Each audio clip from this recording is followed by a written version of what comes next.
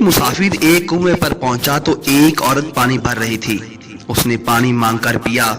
عورت مہذب، خوبصورت اور اپنے اعتبار سے نہایت ہی بلی اور معصوم لگ رہی تھی۔ مسافر نے پوچھا، تم عورتوں کی مکاری کے بارے میں کیا جانتی ہو؟ عورت نے پانی بھرنا چھوڑ دیا اور زور زور سے چلانے لگی تاکہ گاؤں کے لوگ اس کی آہو بکا سن لیں۔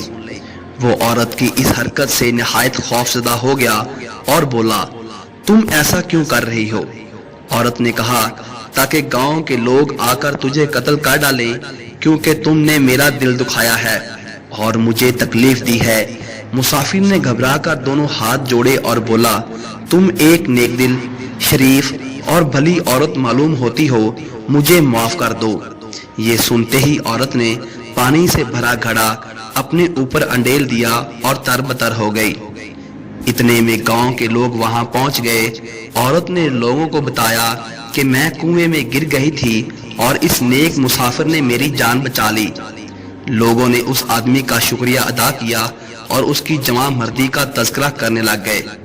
واپس جاتے ہوئے عورت نے سرگوشی سے اس مسافر سے کہا، یاد رکھو، اگر عورت کو تکلیف دو گے تو تمہیں قتل کروا دے گی، اور اگر اسے خوش رکھو گے تو وہ تمہیں موت کے منہ سے بھی نکال لائے گی۔